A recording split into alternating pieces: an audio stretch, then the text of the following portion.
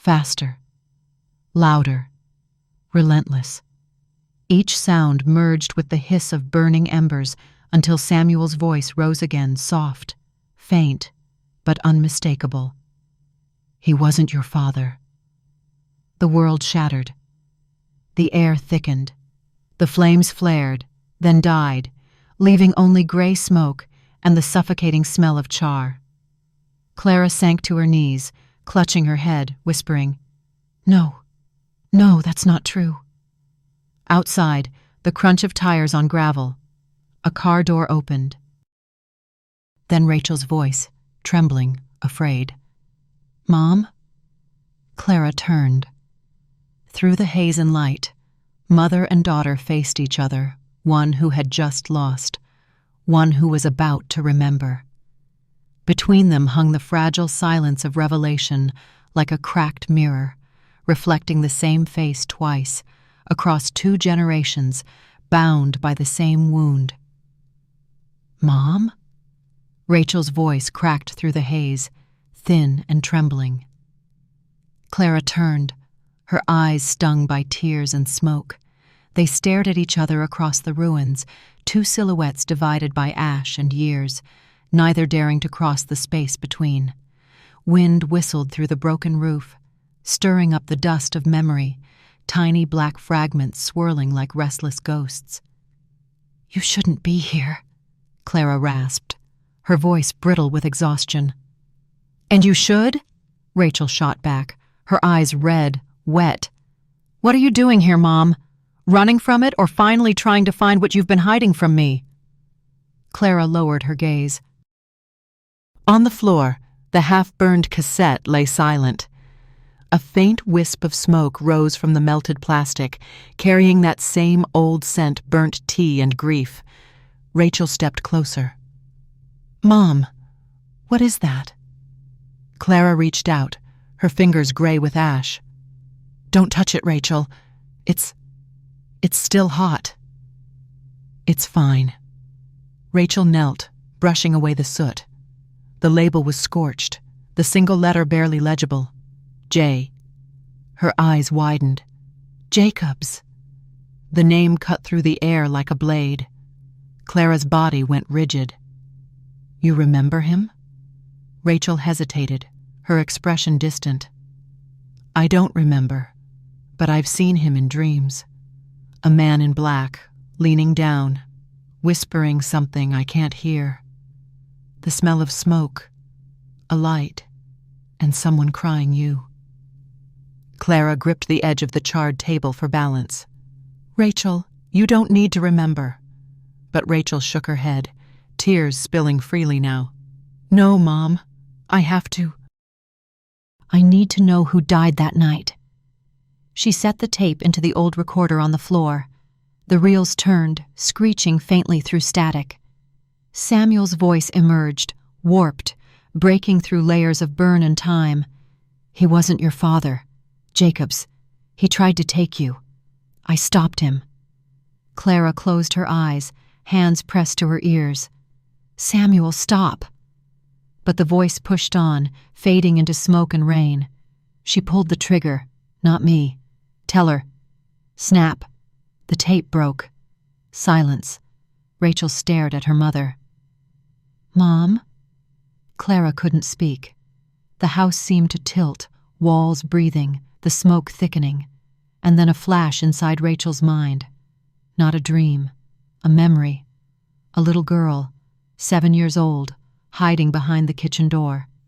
Rain outside. The flicker of light bulbs. Dad Samuel shouting, "Get out of here!" The man in black stepping back. A gunshot. Dad fell, blood spreading across his shirt. "Daddy!" the child screamed.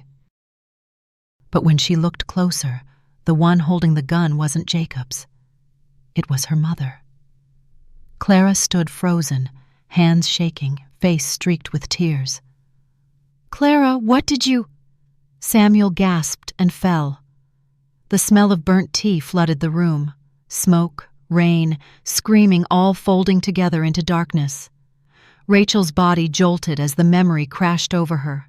She dropped the tape, staring at Clara with wide, empty eyes. "It was you. You pulled the trigger." Clara looked up through the smoke, the dying fire casting faint light across her ash-covered face.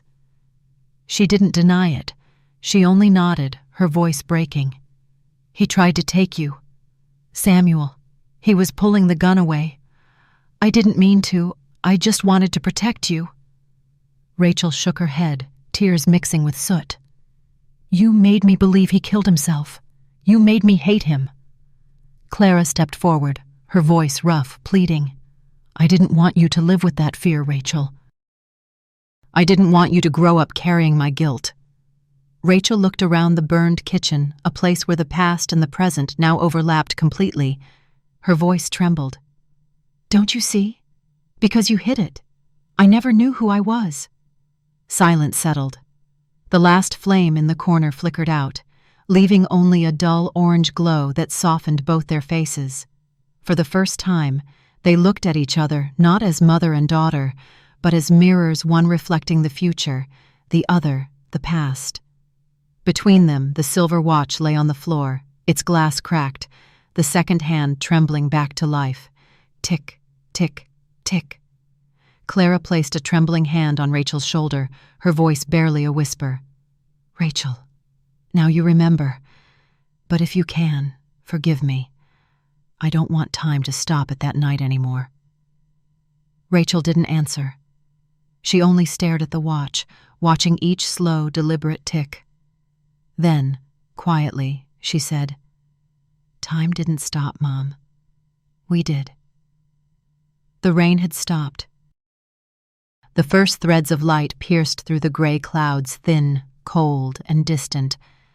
Clara and Rachel sat in the car without speaking. The wind whooshed past the windows, carrying with it the faint scent of burned ash from the old house they'd left behind. Rachel held the silver watch in her hand, fingers clenched tight. Inside, the second hand still moved slow, steady. Each tick, tick, cut through the silence between them like the small, deliberate stab of a truth that refused to stay buried. Clara kept her eyes on the road ahead. Her voice was low, steady. "You want to talk to them, don't you?" Rachel didn't look up. "We have to. If we don't, this will never end." They reached home just before noon. Several relatives were already waiting by the porch. Rumors traveled faster than memory. Among them, Samuel's cousin stood with his arms crossed. "People say you two went digging around the old house," he said. "What's that about, Clara?" Clara didn't answer. She looked at Rachel, a silent nod. A signal. Rachel took a breath, stepped forward, and spoke clearly. "My father didn't kill himself. He was shot. And the only person who knows the truth is my mother." The words sliced through the air. A stir of whispers spread across the room. Samuel's sister, a middle-aged woman, shouted, "Rachel, what are you saying?" Rachel stood her ground. "We've lived inside a lie for 30 years. Today, I want everyone to hear the truth." She placed the silver watch on the table and pressed play. Samuel's voice came through low, hoarse, but unmistakably his. "She pulled the trigger. Not me. Tell her the truth." The room went dead silent. No one breathed. Clara stood behind Rachel, her hands trembling, but her eyes steady. She wasn't running anymore. "That's Samuel's voice," his younger brother said. "But how can that be?" Clara stepped forward. "Because that night, Jacobs broke into the house. He tried to take Rachel. Samuel fought him for the gun, and Her voice cracked. "I pulled the trigger. I didn't mean to, but I did." A sigh rippled through the room. Everyone stared, family, friends, all frozen, not angry, just stunned. Clara continued, her voice heavy with confession. "Samuel tried to protect me.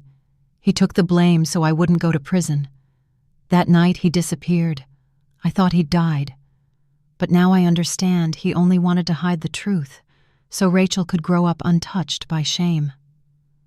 Rachel looked at her mother, her voice trembling between anger and heartbreak. "You thought I didn't need to know, but you were wrong. I grew up with an emptiness, never knowing who my father really was, never knowing who you were in that story. You protected me, but you did it by killing my memories." Clara nodded, her eyes red. "Yes, I killed the memories because I was afraid they'd kill you."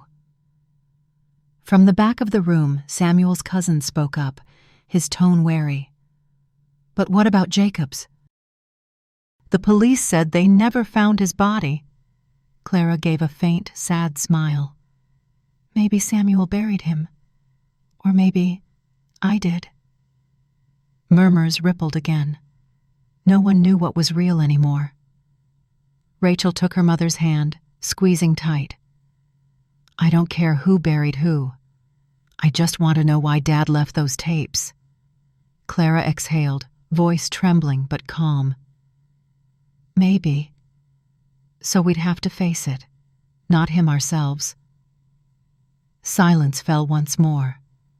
On the table, the silver watch had stopped again. Clara looked at it and whispered, "Maybe it's time to let time start again." No one in the room spoke.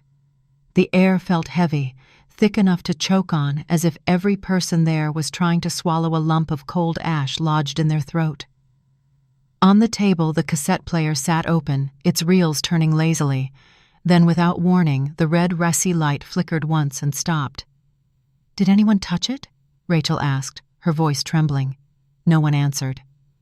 Clara stepped closer, staring at the old machine. A faint click broke the silence, and a voice emerged. Not Samuel's. It was low and gravelly, dragging each word through smoke. "You think you buried me, Clara?" Everyone froze. Rachel stepped back, her hands shaking. Clara stared at the recorder, her face drained of all color. The voice came again, rough but clear enough to pierce bone. "You think fire can hide the truth?" "Jacobs," Clara whispered, stumbling backward.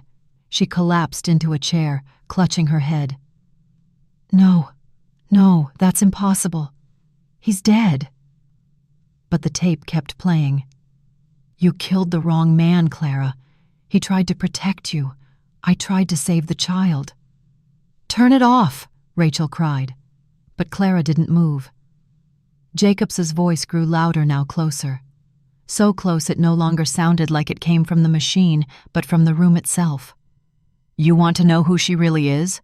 Ask the priest who signed her papers." Then silence, only the faint hum of the fan. Then nothing. No one moved. Rachel sank into a chair, burying her face in her hands. He's still alive?" Clara said nothing. Her eyes were locked on the recorder, lips moving soundlessly. The relatives began to murmur, "It's fake, someone must have remade the tape."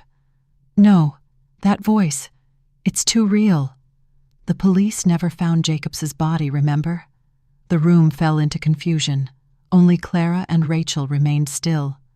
Rachel turned to her mother, her voice unsteady. "Mom, does anyone else know I'm not Dad's biological daughter?" Clara shook her head. "No one. Only Reverend Jacobs. He's the one who forged your birth certificate, to cover everything up." "Then, if he's still alive—" Rachel's voice broke before she could finish. Clara reached out, gripping her daughter's hand. "No, listen to me. Jacobs isn't human anymore. Maybe someone's just using his voice to scare us." But deep inside, she knew better. The way the sound had filled the air, not from the tape, but from the walls, from the faint smell of smoke that refused to leave it, couldn't be faked. Somehow, Jacobs still existed inside the story. Or worse, someone wanted to remind them he'd never really disappeared. Rachel stood, tears streaking her face. "Then I'll find out. If you won't tell me, I'll find the truth myself." "Rachel, don't." "No, Mom," she shouted. "I've lived my whole life inside your secrets.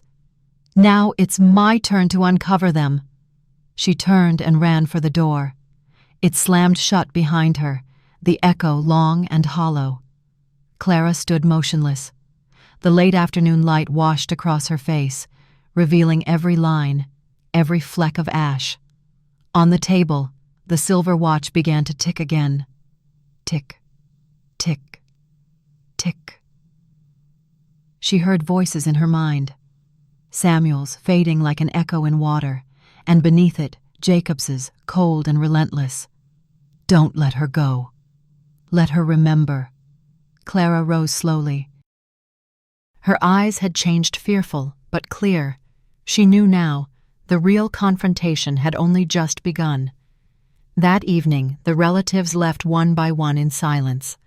The house filled with pale golden light. Dust drifted lazily through the air. Clara sat alone, staring at the recorder. Only one thought pulsed in her head. If Jacobs is still alive, then who died that night? Outside, from the far end of the street, the church bells began to ring 12 slow, solemn chimes. Each one echoed like a summons, calling her back to where it all began. The next afternoon, dark clouds hung low, the air thick with the scent of rain and something heavier storm or reckoning. People say when a secret is about to surface, even the air begins to tremble. Clara stood by the window. The road outside was slick with water, but cars lined both sides. They were coming one after another, family, relatives, even strangers whose faces she could no longer name.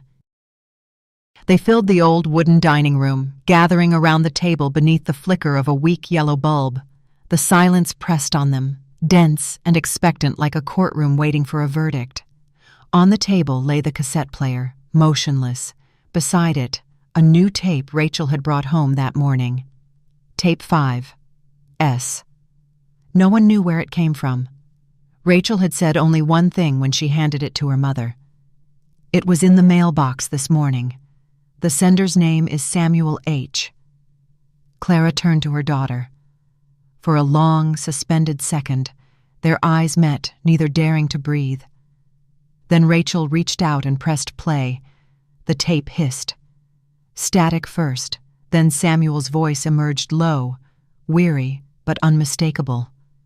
If you're hearing this, the lies have reached their limit. Someone drew a sharp breath. They told me to stay silent, to take the blame so Clara and Rachel could live in peace. But peace built on silence is just another kind of fire. Clara covered her mouth, tears spilling down her cheeks. Behind Samuel's voice came faint pops, the sound of fire crackling. He must have recorded it the night the house burned. Jacobs isn't dead. He changed his name.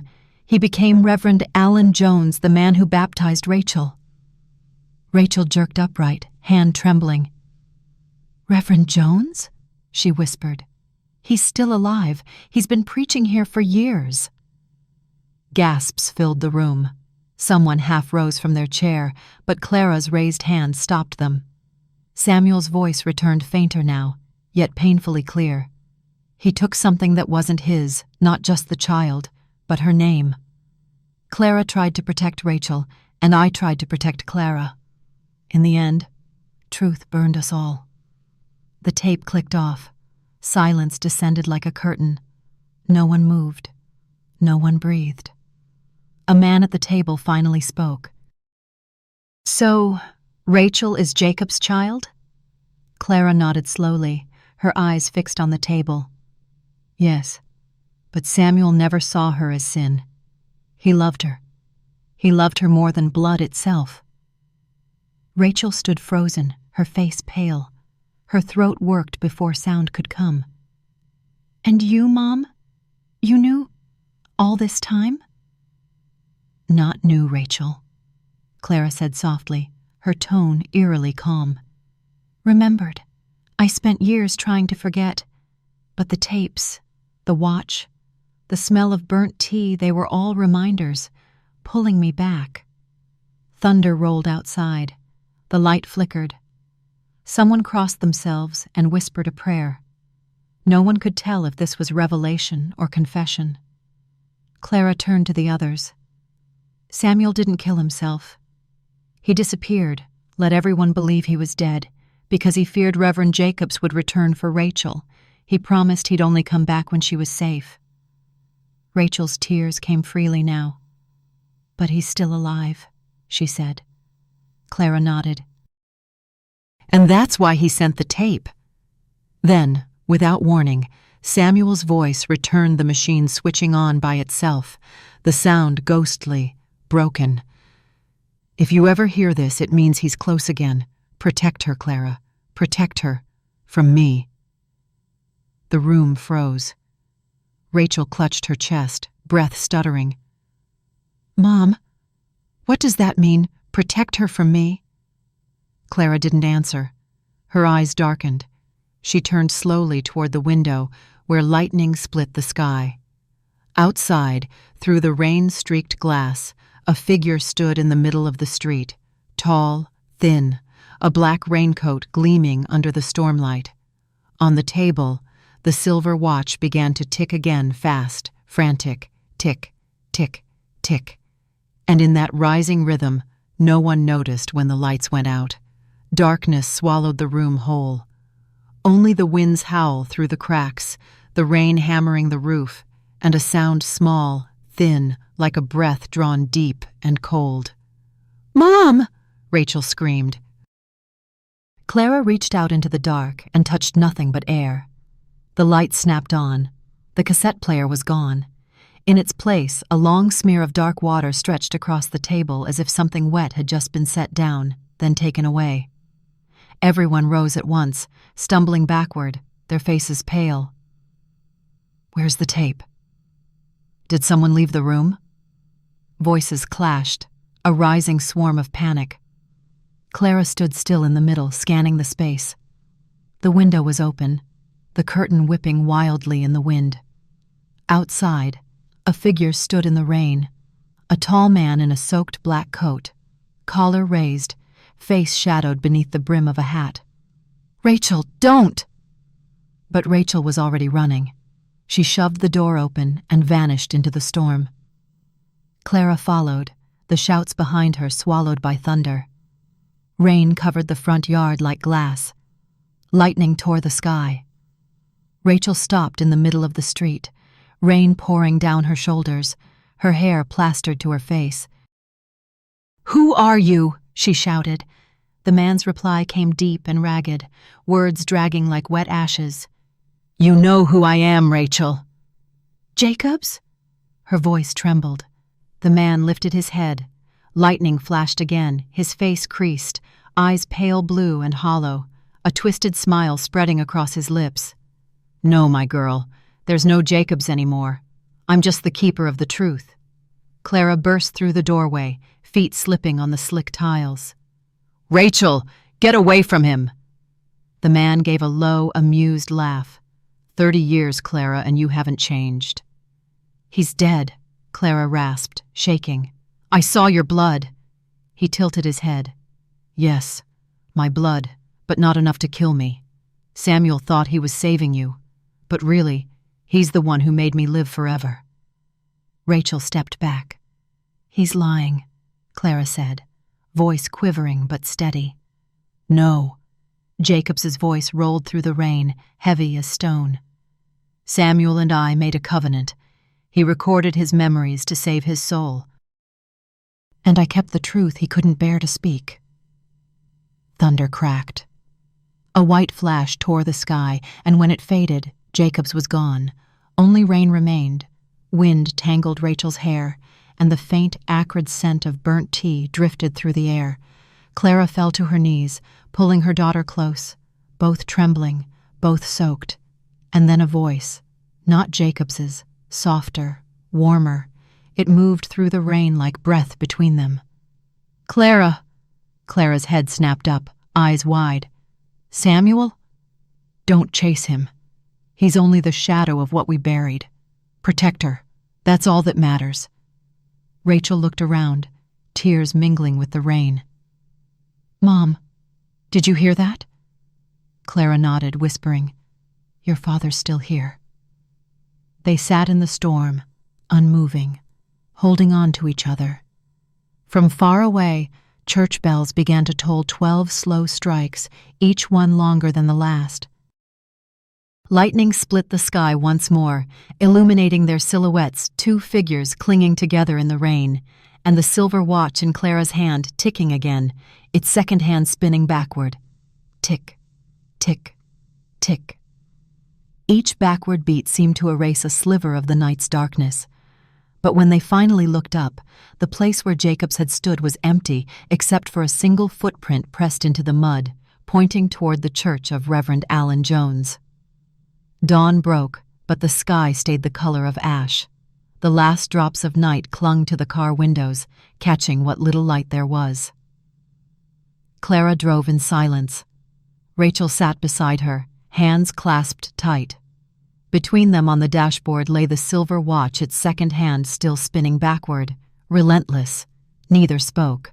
They both knew where they were going. St. Jude's Church, where Reverend Allen Jones still preached every Sunday. 30 years ago, it had been called something else, the Church of Reverend Jacobs. The road wound through damp trees, the air thick with the scent of rot, rust, and the faint trace of burnt tea, as if even the forest remembered. When they arrived, the church stood silent. The front door was ajar.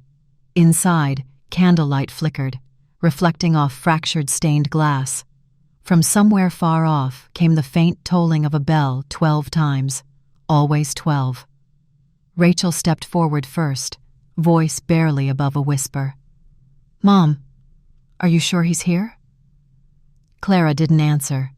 She only looked down at the watch in her palm. The second hand had stopped. They entered. The ceiling arched high above them, wind moaning through broken panes, sounding almost like a whisper. On the altar burned a half-melted candle. Beside it lay a gray cassette, the label smeared with soot. Handwritten, "Confession, J." Clara moved closer, slowly, and picked it up. Rachel hung back, her eyes taut with fear. "Are you sure you want to hear it?" Rachel nodded. "We came to finish this." Clara slid the tape into the recorder and pressed play. The hiss of old tape filled the room, distant and raw, like a voice echoing through dust. Then came Jacob's voice. "Bless me, Father, for I have sinned. I took what was not mine, the child, the trust, the faith." His breathing was heavy, uneven. "But God gave me a second life. He let me change my name, wear his robe, and keep her safe." Clara's fingers dug into the pew until her nails bit flesh. "Safe?" she whispered. "You call that safe?" Jacobs went on, his voice rasping. "Samuel thought I'd take her away. He was wrong. I only wanted her to remember where she came from." Rachel broke down, tears cutting through the dirt on her cheeks. "I don't belong to you." From the far end of the nave came a long creak. They turned. A figure stepped out of the shadows, tall, draped in a black robe, leaning on a wooden cane. Candlelight flared across a gaunt, wrinkled face and eyes like shattered glass. Reverend Allen Jones. "No need for the tape," he said quietly. "I'm still here." Clara stepped in front of her daughter. "Jacobs." "The man you knew is gone," he murmured, lips curling. "What's left is the penitent." "You stole everything from us," Clara said. "No," he replied, almost tender. "I gave back what you denied the truth." Rachel's voice trembled. "What do you want?" "I only want you to remember." "Remember what?" "Who first said to you, 'You are my light'?" Rachel shook her head, sobbing. "You're not my father. You're a liar." Jacob smiled faintly and bowed his head. "Perhaps, but sometimes a lie is the only way to save a soul." The candlelight flickered violently. Behind the altar, the statue of Christ toppled with a thunderous crash. Jacobs didn't move. He only stared at Clara, his tone sinking lower. "Samuel did worse than I." He hid another body beneath the floor of the old house. The words dropped like stones into a still pond, ripples spreading through the air. Rachel tried to speak, but Clara was already frozen. "Whose body?" she managed to whisper. Jacobs's eyes gleamed strangely. "The one person you've never dared to remember." He pointed toward the stained glass window. "The rain will wash away sin, but never memory." Lightning slashed across the glass, flooding the church with white light. When it faded, Jacobs was gone. Only the two women remained in the empty nave. The tape kept spinning, whispering static and wind. Then, through the crackle, came Samuel's voice, faint, distant, final. "Clara, the body, under the floor. It's not his." Samuel's final echo lingered beneath the church ceiling, fading slowly into silence. Rachel turned to her mother, her voice trembling, fragile as glass. "It's not his. What does that mean, Mom?" Clara didn't answer. Her eyes were fixed on the stone floor tiles darkened by age, a few cracked open, water pooled in the seams. She knelt, pressed her palm against the cold surface. Hard, still, but beneath it, there was something else, a sound, a faint rhythm like breathing. "Samuel wants us to find it," she whispered, then rose to her feet, resolve sharpening her face. "Help me, Rachel." Together, they dragged the fallen statue aside. Clara pulled a small knife from her coat pocket and began scraping at the layer of cement. The sharp crack, echoed through the sanctuary, unsettling in the sacred air. After a few minutes, the tile came loose, revealing a small hollow about 1/2 meter deep. Inside lay a silver metal box, caked in soot and green corrosion. Clara exhaled shakily, lifting it out.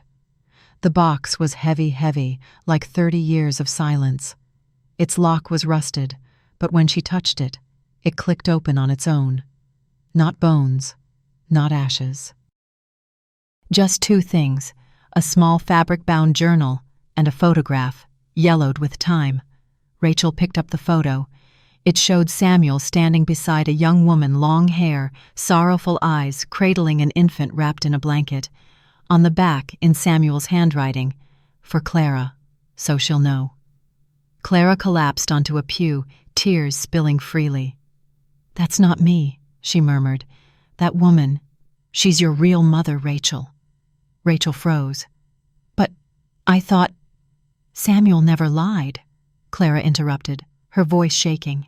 "He wasn't your father by blood, but he raised you after she—" Her throat caught. She couldn't finish. Rachel knelt beside her, picked up the small journal, and opened it. On the first page, written in Samuel's unmistakable hand, "Confession of the Fire." She turned the page. The handwriting was hurried, slanted, but strong. "Jacobs was never meant to die. Clara pulled the trigger, but I planned it. He had to disappear." Not for revenge, but to protect what she didn't know. Clara gripped Rachel's hand tightly. "He lied. To protect us both." The next page was burned at the edges, words half lost in smoke. Only fragments could be read. "The woman in the photo. Her name was Miriam. She came to me with the child, begging me to hide her from Jacobs. When the fire came, she went back for Rachel. She never returned." Rachel's lips parted, her voice barely a whisper. "Miriam." She repeated the name slowly, as if speaking it unlocked something buried deep inside her. "Mom, I remember the smell of jasmine in my dreams. Was that—" Clara nodded, tears blurring her vision. "I saw her that night. She stood at the door, soaked from the rain, holding you. She said, 'If I don't come back, tell her I love her.' Then she walked into the fire." Rachel sobbed. "So, the one who died that night wasn't Samuel, wasn't Jacobs." Clara's hand trembled, but held tight to her daughter's. "It was Miriam. A sudden gust swept through the church, extinguishing the candles. Smoke coiled in the air, circling them before gathering at the center of the nave. Within the swirling gray, a soft light began to form the outline of a woman, her hair long, her dress white, her eyes kind. She looked at them with a gentle, mournful smile. Rachel gasped, "Mom!" The figure nodded once, then dissolved into the light. The silver watch in Clara's hand began to tick again this time, forward. Tick, tick, tick. Clara smiled through her tears. Samuel kept his promise. He said when the truth was spoken, time would forgive. Rachel placed Miriam's photograph on the altar and lit the candle again. The flame danced, casting soft light across their faces, illuminating tears. Yes, but also peace, long overdue. From somewhere distant, a single church bell rang. Not 12 chimes this time, just one brief note, and then silence. Time had started again. And in the whisper of the wind, faint and tender, came one last voice. Forgiven. The wind had gone still. St. Jude's Church rested in a faint warmth after the rain, light pouring through the cracked, stained glass and stitching itself across the stone floor like threads of time being sewn back together. Clara and Rachel left in silence. There was nothing left to say, every question already carried its own answer. The old car rolled along the road home, tires slicing through puddles that mirrored the silver sky. For the first time in 30 years, Clara felt no urge to hide. She still held the silver watch in her hand, its second hand ticking forward again, slow and steady, like Samuel's breathing. When they reached the house, the air was thick with the scent of damp ash and burnt tea, the smell of years that had waited to be spoken. Rachel opened the door, stepped inside, and looked around. "What do we do with all the tapes?" Clara gazed at the rows of cassettes on the shelf. Tape 1, Tape 2, Tape 3, Tape 4. Each one a fragment of memory, waiting to be pieced back together. A faint, bittersweet smile touched her lips. "Burn them. But before we do, we listen one last time." Rachel sank to the floor. Clara picked up the final cassette, its label faded, almost blank. Tape 6, Light. Her trembling fingers slid it into the recorder. She pressed play. A whisper of wind. Then Samuel's voice, low, warm, tired, yet gentle as the glow at dusk. "If you're hearing this, it means you've found the truth. You've seen the fire, the lies, the faces we buried." Clara nodded, tears glistening. "I kept the tapes because I knew time would break you, Clara. You needed something to hold on to. Every fire leaves light behind. That's the part I wanted you to see." Rachel lowered her head, her eyes wet. "Rachel, my girl, you were never mine by blood, but every breath you took made me believe again. I lied to protect you, not from the truth, but from how cruel it was." A pause. Only the soft hum of the tape wheels turning. Then Samuel spoke again, barely more than a whisper to the wind. "If you remember me, don't remember the fire. Remember the morning after." Clara reached out, her fingertips brushing the speaker as if she could touch his voice. "I remember," she whispered. His tone softened, nearer as if he were sitting beside them once more. "When I left, I wasn't running from you. I was running toward forgiveness. Now that you've found her, you can stop running too." The tape stopped. Silence. Clara closed her eyes, a final tear slipping down to rest on the dusty recorder. Rachel laid a hand on her mother's shoulder. "We've lived in the dark for too long, Mom." Clara nodded. "Then let's burn it all." They went out to the backyard. A light rain began again, warm and earthy. Clara built a small fire in the clay pit. One by one, the tapes went in the flames curling around them, the smell of melting plastic rising into the damp air. But this time, it didn't smell of fear. The fire flickered against their faces, one lined with years, one still young, both turned toward the light that was fading to embers. Rachel whispered, repeating Samuel's last words. "Every fire leaves light behind." Clara smiled faintly. "And that light is you." They watched the ashes rise and drift, as though they were sending off the souls of every memory that had ever broken them. From inside the house came the faint ticking of a clock tick. Tick, tick. Slowing, slowing, until it stopped. Clara turned back toward the door and stepped inside. The silver watch lay on the table, its glass fogged with moisture, the second hand still. She laid her palm over it and murmured, "That's enough." "Rest now, Samuel." The last light of day slid through the window, glinting off the watch. For an instant, she saw him, Samuel, young again, smiling softly from the corner of the room as if he had never left. Then the light faded, and so did he. Rachel came in and wrapped her arms around her mother. "Mom." Clara turned, smiling through tears. "Now I can finally breathe." Outside, the sky brightened. The rain was gone. The breeze carried the scent of tea, not burnt anymore, but fresh and sweet, the fragrance of peace. On the table, the ashes of the tape swirled gently, catching the sunlight in a faint shimmer before dissolving into the air. Time at last forgave. Tick. Just one single beat from the silver watch, and then silence forever. Years passed. The house on the hill had been rebuilt, walls painted a soft ivory, a new roof overhead, almond trees blooming in the garden. There was no longer the scent of burnt tea, no black trails of ash on the floor, only the sound of wind moving through the window frames, gentle as the breath of a memory finally soothed. That afternoon, Rachel returned, holding the hand of a little girl 6 years old, bright-eyed, curls glinting in the sun, her steps light and curious. "This was your grandmother's house," Rachel said softly. "Once upon a time, there was a clock here, one that could keep time for 2 hearts." The girl tilted her head. "A clock that could keep time?" Rachel smiled. "Yes. It stopped when people were afraid, and it only ticked again when someone forgave." They stepped inside. The house was warm, filled with late afternoon light spilling through the windows, painting soft golden lines across the walls.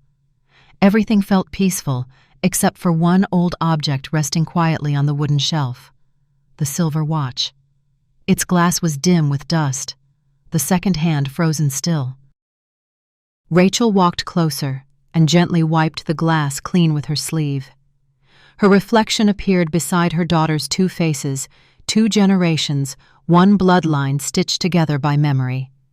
"Your grandmother once said," Rachel murmured, "that every fire leaves behind a light, and when that light reaches your heart, time forgives." The little girl looked up, eyes wide. "Forgives who, Mommy?" Rachel knelt down and wrapped her in her arms. "Those who hurt us," she whispered, "and ourselves too." A soft breeze moved through the room. A faint tick, tick, sounded small but clear. Rachel lifted her head. The silver watch trembled slightly, then the second hand began to move slow, steady, alive again, beating like a heart waking from sleep. The child gasped. "It's alive, Mommy." Rachel smiled, tears glinting in her eyes. "No, sweetheart, it never died. It was just waiting for someone to remember the light." Evening fell. Rachel opened the window, and the scent of tea drifted through the air, not burnt anymore, but soft and sweet, like a tender memory. Outside, almond leaves fluttered down, each one catching the last rays of sun. The little girl sat by the window, her voice clear as a bell. "Tell me more, Mommy, about the man who wasn't afraid of the fire." Rachel smiled, her gaze distant, as if she could see through time itself. "Once there was a man named Samuel," she began. He believed that fire didn't just destroy, it also revealed light. One night, he made a terrible mistake. The fire took everything he loved, but instead of running from it, he left pieces of his memory behind so those who stayed could find their way out of the dark. "What happened then?" the girl asked. "Then there was a woman, her name was Clara. She learned to look into the fire without fear. She realized that to truly love someone, you first have to forgive yourself."